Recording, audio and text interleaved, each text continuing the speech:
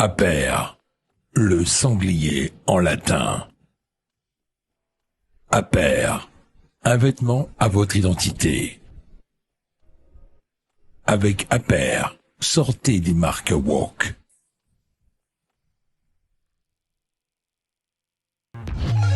Ligne droite, le grand entretien, Marie Falicon. Bonjour Marie. Et bonjour Maud Coffer, bonjour à tous chers auditeurs. Place au grand entretien politique avec notre invité. Bonjour Guillaume Bigot. Bonjour Marie Falicon. Bienvenue sur Ligne droite et merci d'avoir accepté notre invitation. Alors Guillaume Bigot, on vous connaît car vous êtes essayiste, vous êtes désormais député du Rassemblement National dans la 2e circonscription du territoire de Belfort. Exilé dans le territoire de Belfort, exactement. Dans ce magnifique territoire de Radouane-Kourac. Alors pour commencer Guillaume Bigot, j'aimerais qu'on parle de l'écrivain franco-algérien Boualem Sansal. Ouais. Il a été placé cette semaine sous mandat de dépôt par le parquet antiterroriste algérien et il risque la prison à perpétuité. Dans une question au gouvernement, vous avez tenu à porter sa voix, la voix d'un ami, ce sont vos mots. Qu'est-ce que vous attendez du gouvernement Barnier sur le dossier et pourquoi est-ce que c'était important de vous mobiliser pour lui ? Parce que au-delà du lien amical, c'est surtout un très grand écrivain, c'est un très grand esprit. Et c'est un symbole. En fait, rien ne va dans son arrestation, et il est symbole à la fois, je dirais, de la liberté d'expression en Algérie, une terre qu'il aime, sa terre d'origine. Il est aussi le porte-voix de la Kabylie, ce qui est une composante essentielle de l'Algérie, et il est une des grandes voix qui dénonce, disons, ce nouveau totalitarisme. On parle en permanence de l'extrême droite, de la montée de l'extrême droite, de la montée des haines, de la montée de la haine. En vérité, il y a beaucoup de problèmes dans notre monde aujourd'hui, mais il y a vraiment une idéologie qui ressemble beaucoup à ce qu'a pu être le bolchevisme ou le nazisme, c'est l'islamisme, cette déformation, cette cristallisation haineuse vraiment de cette grande religion qu'est l'islam. Il l'a vécu en Algérie dans les années 90, cette idéologie a fait couler le sang, des centaines de milliers de morts, c'est quasiment une deuxième guerre d'Algérie à l'intérieur. Donc il est le symbole de résistance aussi à cet islamisme. Voilà. Et là, rien ne va parce que, en plus, il est devenu français récemment. Et donc, c'est finalement le régime qui met la France au défi, mais au-delà, finalement, qui essaye de museler tout le monde, de dire, vous ne pourrez plus jamais... je vais pas tomber dans l'excès, mais qu'est-ce que c'était le symbole Samuel Paty décapité? Samuel Paty, c'est un professeur, on le décapite. Décapiter quelqu'un, ça veut dire qu'il peut plus parler, il peut plus enseigner, il peut plus transmettre. Là, Boualem Sansal, c'était un esprit libre. Qu'est-ce qui lui arrive? On va le jeter en prison. Cet homme a 75 ans. Je parle au conditionnel, il faut rester prudent. Il aurait été molesté. Et on m'indique que le pouvoir algérien compte lui mettre sur le dos un crime d'apostasie. Vous savez, c'est interdit dans une vision rigoriste littérale de l'islam, celle des islamistes. Et donc, s'il est condamné par apostasie et enfermé dans une geôle, il y aura beaucoup d'islamistes. Je vous fais pas un dessin sur ce qui peut lui arriver. Donc, je pense que si on ne se mobilise pas pour celui qui est un Solzhenitsyn de notre temps, on a totalement capitulé. Oui. Donc, vraiment, je ne vois que de mauvaises raisons de se taire, que de bonnes raisons surtout d'exercer une pression. Parce que pour conclure sur ce point, je pense que le régime algérien, mais au-delà la culture arabo-musulmane, vous savez, l'islam, c'est une grande religion, mais c'est pas Jésus qui a fondé l'islam. C'est Jésus en partie, parce qu'il y a des parties dans le Coran qui sont très, inspirées du judéo-christianisme, mais il y a aussi une dimension, c'est aussi un conquérant, Mahomet. Et donc il y a une pensée, il y a presque une théologie du rapport de force. Voilà. On dit de manière un peu rapide, oui, mais les pays arabo-musulmans sont sensibles au rapport de force, ne sont que sensibles au rapport de force. D'un air de dire, ces gens-là, ils sont pas très développés, il faut leur taper dessus, il y a que ça qu'ils comprennent. C'est pas ça le propos. Le propos, c'est de ne pas tenir compte de ce qu'est l'autre, de ce que l'autre a dans la tête. Sa culture, elle est différente, sa civilisation, elle est différente, sa religion, elle est différente. Et dans cette religion, on pense le rapport de force. Le rapport de force a une signification, y compris théologique. Donc si vous ne résistez pas, ça veut dire que vous êtes du mauvais côté de l'histoire et qu'on va vous piétiner. C'est vraiment l'inverse de la culture chrétienne. C'est pas tendre l'autre joue. Tendre l'autre joue, ça veut dire que vous êtes du bon côté, en tout cas, de la religion. Là, vous êtes du mauvais côté de la religion et on vous assigne plus ou moins consciemment une place qui est celle de la victime. Oui, la France ne sera plus que jamais vue comme des lâches s'ils ne font rien sur ce dossier. On le comprend en tout cas du point de vue algérien. Oui, ça fait 40 ans qu'on se fait gifler d'ailleurs en permanence. Voilà. Enfin, là aussi, cette histoire, cette confusion mentale de la colonisation, c'est un crime contre l'humanité. Moi, je suis plutôt dans le courant qui est celui de Clémenceau. Donc, Clémenceau s'était dressé tout de suite contre la colonisation. Il était pourtant à gauche. La colonisation, au départ, c'était vraiment une idée de gauche. C'était un peu les French Doctors à la Bernard Kouchner, où c'est l'Agence française de développement, où c'est les ODD des Nations Unies. Vous voyez, c'est alors les pays riches et puissants vont aller porter assistance et secours aux pays les moins développés. Et puis comme ça, bon, on va au passage se servir évidemment et s'enrichir. Et puis on va leur apporter la civilisation avec une idée quand même assez méprisante. C'est ça la colonisation n'est pas vraiment une idée de gauche. Aujourd'hui, on nous explique que c'est un crime contre l'humanité. Non. La colonisation, c'est un phénomène qui est ancré dans l'histoire, dont on ne comprend pas la nature profonde. La colonisation, c'est un décalage temporel. Je dis toujours, la colonisation, c'est un peu comme les visiteurs à l'envers. C'est-à-dire, c'est plutôt des gens du futur qui visitent des gens du passé. Quand les Romains sont arrivés en France, les Romains faisaient des aqueducs, les Romains amenaient de l'eau chaude, ils amenaient de l'eau froide, ils savaient construire d'énormes villes. Ils sont arrivés dans un univers gaulois qui n'était pas arriéré et sûrement pas sur le plan moral, mais ils sont arrivés dans une civilisation gauloise qui était en arrière de la main, avec des siècles et des siècles de différence. Donc la colonisation romaine, on le sait, avec Vercingétorix, ça a été brutale, a été violente, exactement comme la colonisation d'Algérie a été violente, a été brutale par Bugeaud, mais en fait, il y a aussi un mécanisme de fascination. Si ça fonctionne la colonisation, c'est parce qu'il y a fascination. Et on voit que là où il n'y a pas eu de déplacement de population, par exemple au Maroc, par exemple en Tunisie, vous n'avez pas eu ce déplacement de population européenne qui se sont installées sur place. Quand il n'y a pas de déplacement de population, on appelle ça la colonisation de cadre. Et en général, les relations entre les colonies et les ex-colonies sont tout à fait paisibles. Vous voyez bien qu'on a de bonnes relations avec le Maroc. Pourquoi on a une mauvaise relation avec l'Algérie ? Parce que la décolonisation s'est faite dans le sang. Et pourquoi s'est-elle faite dans le sang ? C'est parce qu'il y a eu un déplacement de population et ces fameux pieds noirs. Et ça s'est déchiré en vérité. C'est ça le problème de fond. Et ça fait 40 ans qu'on ne cesse de s'excuser. Alors écoutez, quand vous avez 20 ans, l'Algérie a été fondée en 62, quand vous avez 20 ans, on va dire jusqu'en 82, et que vous dites tout est de ma faute, tout est de la faute de maman, c'est-à-dire la métropole, la puissance colonisatrice, on peut le comprendre. Quand vous avez 60 ans et vous continuez à chouiner tous les problèmes de votre pays, ça ne vient que de maman, ça devient ridicule. Un homme de 60 ans qui dit tous les problèmes que j'ai dans la vie, c'est les problèmes de ma mère fondatrice, si vous voulez, ça devient un peu pénible. Oui, il faut mettre les névroses du passé de côté. Exactement. Alors tout à l'heure, vous avez parlé de faire pression, justement. Est-ce que l'immigration, précisément, pourrait être un levier de pression ici pour récupérer Boualem Sansal ? En fait, votre question est intéressante parce que c'est précisément, à mon avis, parce qu'il y a des millions de Franco-Algériens sur notre territoire. Et souvenez-vous de la séquence Naël. Immédiatement, le gouvernement algérien est intervenu en disant « Attendez, nous préoccupons de la sécurité de nos nationaux. » Je rappelle que Naël était un Français né en France, mais il avait aussi la nationalité algérienne, exactement comme Boualem Sansal est un Algérien né en Algérie qui avait aussi la nationalité française. Et qu'eux, ils ont utilisé tout de suite un ton intimidant pour dire « Attention, on veille à leur sécurité. » Sauf que Naël a été victime d'un enchaînement, si vous voulez, qui a abouti à un tir.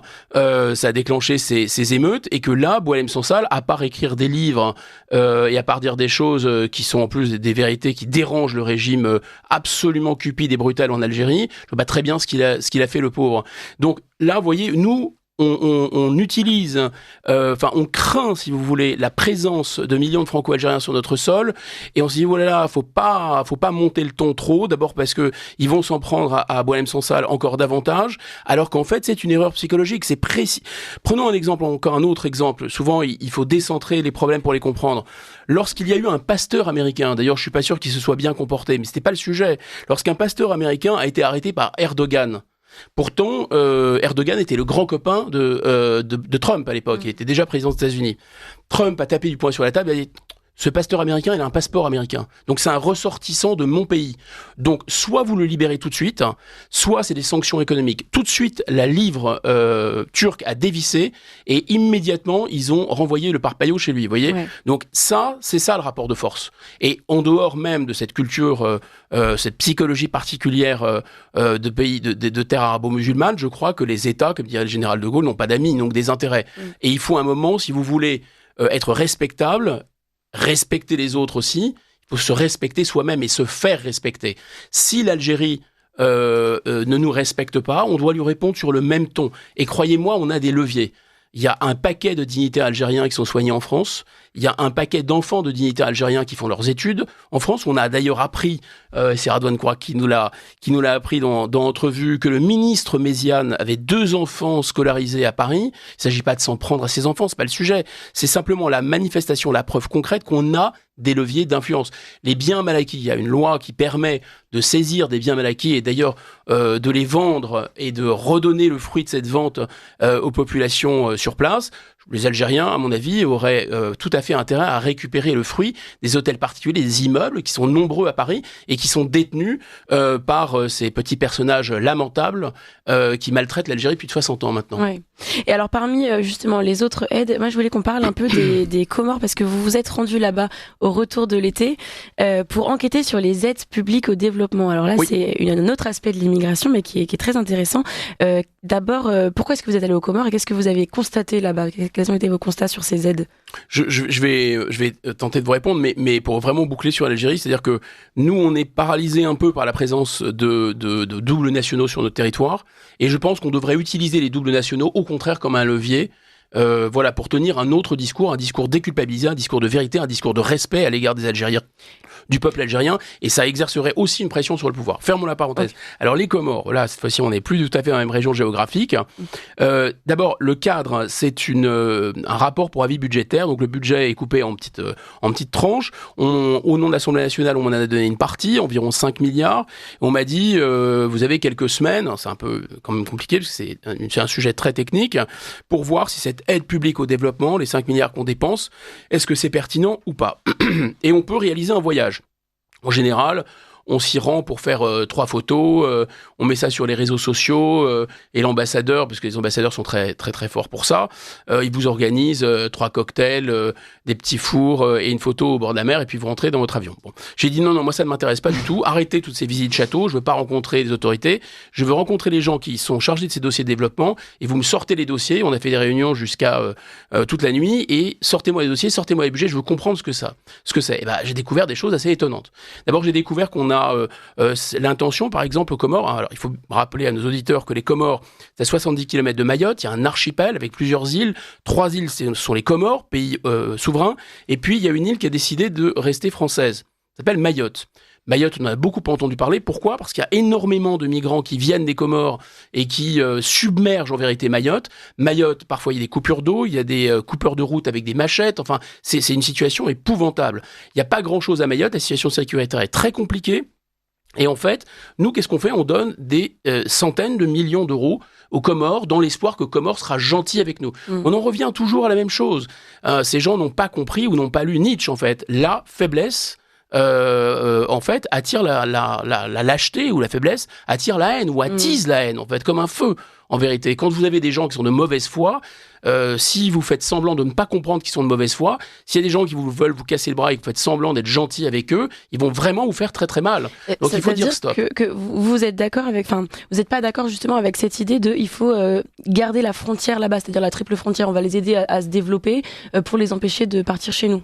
Alors il y a beaucoup de choses. Je reviens sur ce que j'ai vu. J'ai vu qu'on aidait, par exemple, on rénovait des écoles, mais ces écoles sont quasiment vides d'élèves, vides de professeurs. Pourquoi ? Parce que les écoles coraniques se développent là-bas. Donc on a juste l'air ridicule de développer des écoles où il n'y a plus de profs et plus d'élèves. On rénove des hôpitaux, mais sauf que les Comoriens n'ont aucune confiance dans l'hôpital public comorien, donc ils vont soigner en Tanzanie, donc là aussi c'est vide, ça ne sert à rien, c'est de l'argent jeté à la poubelle. On apporte par exemple de l'énergie, ce qui est très bien, avec des centrales solaires où on apporte de l'eau, mais les 3/4 du temps, c'est les entreprises chinoises qui récupèrent l'argent. Donc il y a beaucoup de choses qui sont absolument délirantes, on fait des études sur le genre, enfin c'est un pays musulman, tout ça n'a vraiment aucun sens. Pour revenir à ce que vous disiez, oui, c'est tout à fait exact que on a ce qu'on fait pas à Mayotte, finalement, on le fait aux Comores, avec l'idée que si on fait ça, eh bien, ça va, disons, ralentir ou maîtriser un peu les flux migratoires. En fait, on se rend compte que avant qu'on augmente considérablement l'aide aux Comores, donc avant 2019, on avait quasiment le même volume de migrants qui arrivaient vers Mayotte qu'aujourd'hui. Donc, qu'est-ce qu'on a fait ? on a installé cette aide de développement, on l'a même doublé pour dire maintenant, vous allez être sympa les Comoriens, vous allez empêcher votre population de partir. Mais en vérité, ça se retourne contre nous, c'est-à-dire ça devient un instrument de chantage. Oui. Si vous cessez de nous aider, là, on va ouvrir les vannes et vous allez voir ce que vous allez voir. Vous comprenez? Donc c'est extrêmement dangereux. Deuxième argument, il y a un pont aux ânes, si vous voulez, il y a une bêtise qui est bien incrustée dans les médias, c'est-à-dire, et dans la classe politique, c'est-à-dire si on développe, on n'aura pas de migration. Mais ça n'a aucun rapport avec le schmilblick. D'abord, je mets au défi qui que ce soit de trouver une étude scientifique sérieuse qui démontre que le développement d'un pays, toute chose égale par ailleurs, empêche ou stoppe le développement. C'est parfois souvent le cas inverse. Plus vous développez, plus vous formez, plus les gens sont capables ensuite de migrer, vous leur permettez d'accéder aussi au téléphone, etc. Le développement crée des inégalités sociales, des injustices, crée un mouvement vers les villes, etc. Donc tout ça augmente finalement l'immigration. Je ne dis pas qu'il ne faut pas développer ces pays. Je dis que c'est très simple de dire, c'est extrêmement simple et simpliste de dire, plus de développement égale moins d'immigration. Mais surtout le développement, les pays qui se sont développés ne se sont pas du tout développés par des mécanismes dits d'aide au développement. Parce que d'abord, ce qu'on fait n'est pas ciblé du tout. Là, j'ai pris l'exemple des Comores, parce que j'ai pu me rendre que là-bas. Ils veulent développer un système d'assurance maladie universelle aux Comores. Enfin, le nôtre, déjà, prend l'eau de partout. Ensuite, aux Comores, il y a des coupures d'électricité, il y a quasiment pas d'informatique. Il y a 20% des fonctionnaires des Comores, ce que m'a dit l'ambassadeur sur place, qui sont soit morts, soit inexistants. Donc, dans ces conditions, comme on voulait faire un système d'assurance maladie universelle, tout ça n'a aucun sens, mais on le fait quand même. Ici, on ferme des lits d'hôpitaux pour en ouvrir aux Comores qui ne sont pas utilisés. Non, ça n'a juste aucun sens. Et le pire, c'est que depuis 2017, alors là, les Comores, si vous voulez, c'est une aide d'État à État qu'on pourrait contrôler si les objectifs n'étaient pas complètement délirants et si on avait, disons, des buts qui étaient des buts réalistes.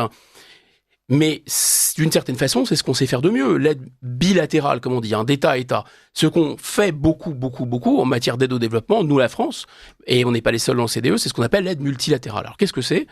C'est des chèques qu'on fait à des grands organismes internationaux, le Fonds vert pour le climat, le Fonds pour la vaccination, le Fonds d'aide pour la lutte contre le paludisme, le sida, etc.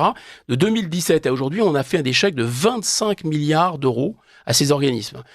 De l'avis même de la Cour des comptes, on ne sait pas exactement ce que devient cet argent, on ne contrôle pas l'utilisation de cet argent. Et si on fait un arrêt sur image pour montrer la folie, pour même peut-être la perversité du raisonnement, on vous dit, allez, on va replanter la forêt en Amazonie, on va replanter la forêt en Indonésie. Je dis oui, c'est très important, c'est les poumons verts de la planète, ça absorbe du CO2, très bien. Qui est contre ça ? Personne n'est contre ça. Donc allez, on va donner des milliards pour faire ça. Mais quand vous vous arrêtez un instant, vous vous rendez compte que, mais qui est en train de déforester l'Amazonie ou l'Indonésie ? Des multinationales chinoises, américaines, très bien.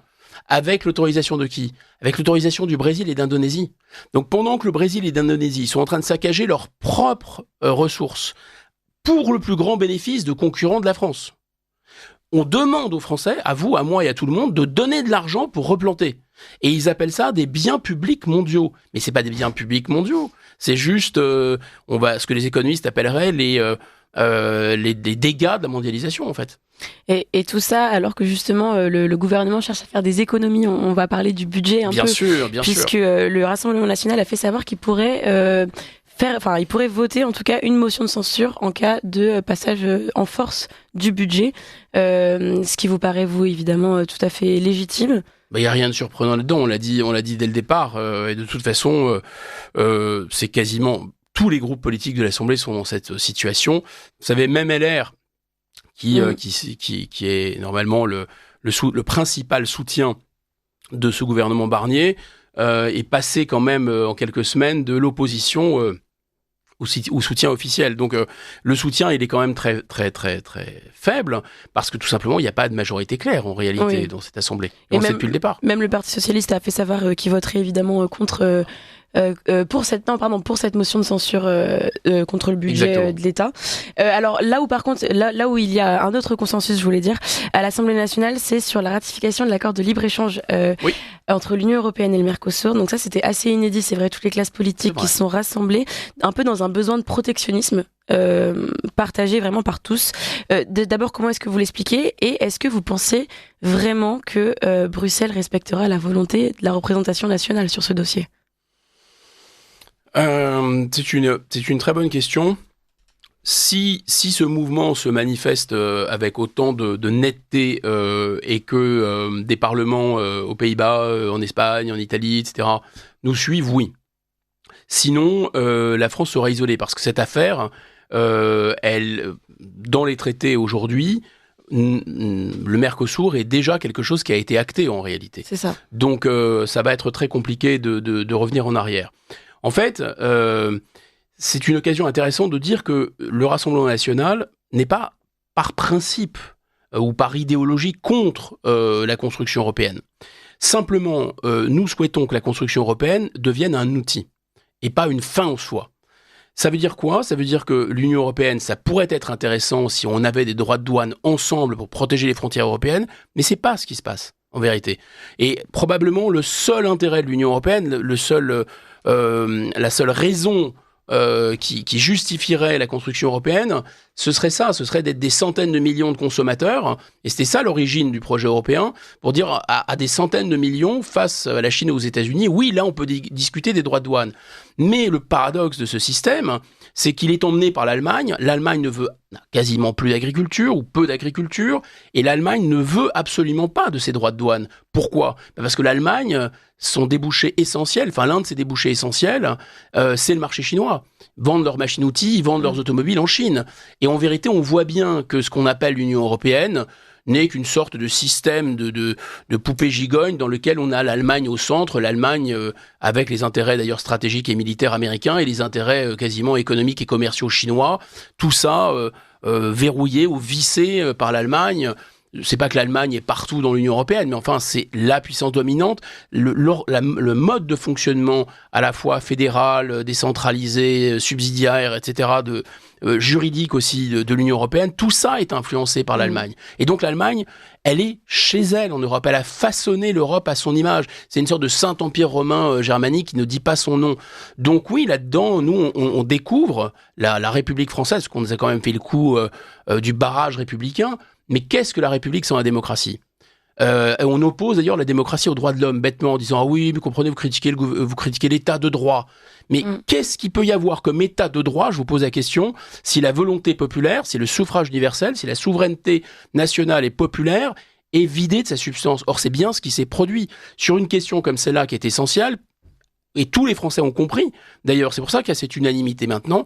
Au moins sur l'agriculture, tous les Français ont compris que l'Europe, dans sa grande folie, avait décidé d'imposer des normes drastiques aux producteurs, aux agriculteurs européens, tout en ouvrant largement son marché, en étant incapable de contrôler réellement, parce qu'il n'y a pas de volonté de le faire, contrôler réellement les normes qu'elle applique à ses producteurs aux produits qui sont importés. Dans ces conditions, le fait que la production agricole européenne, et pas seulement française, soit laminée, mais c'est programmé à l'avance. Enfin, d'une certaine façon, c'est fait pour. Et l'Europe est un gigantesque centre sadomaso, si vous voulez, ou un système de suicide collectif. Puisque sur la voiture électrique, par exemple, il y a une étude de Goldman Sachs intéressante qui dit qu'en 2040, il n'y aura pas la moitié de véhicules électriques présents sur le sol chinois. Pourquoi ? Même si la Chine se mettait à en produire à bloc et ne faisait que ça. Mais ça n'a pas du tout empêché on dirait sourd à toute réalité ou imperméable à toute réalité, aux dirigeants européens de dire qu'en 2035, 100% des véhicules seront des véhicules électriques. Donc on est parti dans une sorte de saut à l'élastique sans élastique, toujours plus d'Europe. Le rapport Draghi, si vous le lisez, c'est quand même, ça vous tombe des mains. Il vous explique, monsieur Draghi, que tous les problèmes économiques en Europe sont dus à la construction européenne. Sa conclusion, c'est, il faut faire plus d'Europe. Comme disaient les maoïstes, si vous voulez, dans les années 70, nous sommes au pied du mur, au bord du gouffre. Eh ben donc, allons-y pour le grand bond en avant. Effectivement, la crise agricole est peut-être symptomatique justement de toutes ces dérives de l'Union européenne. Et d'ailleurs, vous aviez écrit un livre à ce sujet. J'invite nos auditeurs à le retrouver. C'était « On marche sur la tête oui. ». La France, l'UE et les mensonges, on vous avait reçu Exactement. Avec Guilain Benessa, c'était mon 8e, 9e bouquin, un truc comme ça. Voilà, coécrit avec Guilain Benessa. Et là, vous parlez justement, c'est ça, derrière l'enjeu de la survie du monde agricole, de la question, c'est vrai, qui se pose plus que jamais, celle du Frexit, de sortir ou non de l'Union européenne. Vous pensez que vous êtes attaché à la souveraineté. Pour ne pas aller jusque-là, jusqu'au Frexit, est-ce que, je reviens vraiment à la première question, mais est-ce que la France a les moyens d'engager un bras de fer avec la Commission européenne ? Parce que c'est vraiment là qu'on l'attend aujourd'hui. Mais si vous voulez, si vous vous auto-persuadez que les seules batailles que vous êtes sûr de perdre, c'est celles que vous engagez pas en vérité.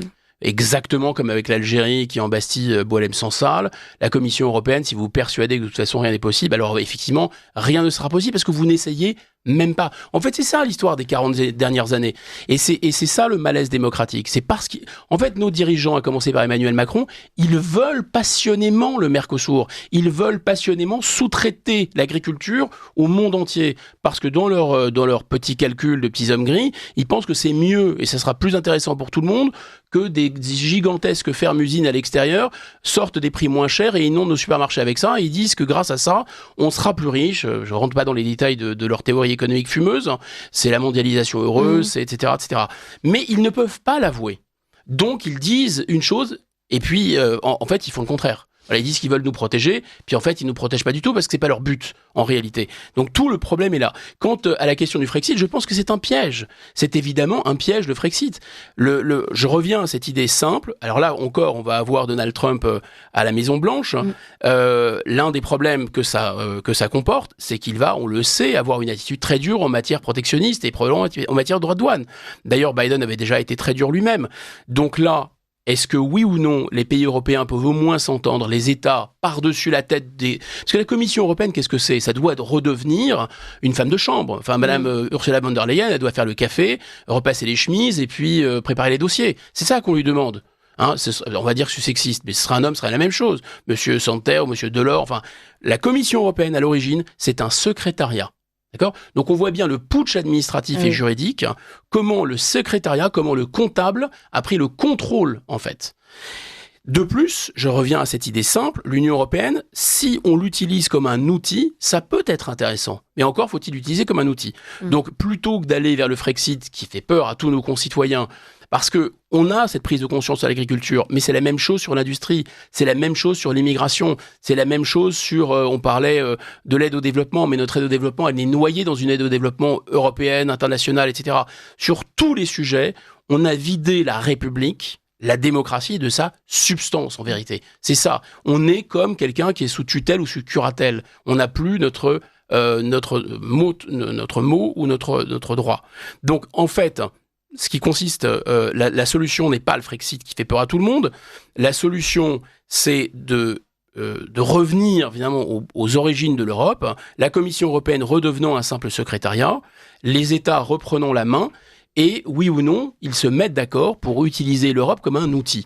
Je reviens à cette question qui va se poser tout de suite, là, très rapidement, celle des droits de douane, ou celle des véhicules thermiques, pourquoi pas d'ailleurs une transition énergétique vers les véhicules électriques, mais au minimum, il faudrait des barrières douanières face à la Chine et face aux véhicules extra-européens, au moins pendant 30 ans, au moins pendant 20 ans, des barrières très dures. Elles peuvent être tarifaires ou non tarifaires, parce qu'on va me dire, oui, mais il y a l'OMC interdit les barrières douanières. Oui, mais enfin, vous pouvez les contourner par des normes techniques.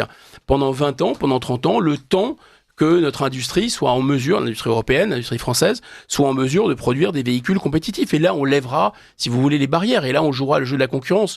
Sinon, c'est évidemment le pot de terre contre le pot de fer. Vous savez, sur la question de l'Europe, c'est assez étonnant parce que la Commission européenne elle-même avait calculé que son Green Deal plus le Farm to Fork allait aboutir à plus de CO2, une baisse d'au moins 15% du revenu des Européens, des agriculteurs européens, et surtout un effondrement de la qualité des produits qu'on va consommer.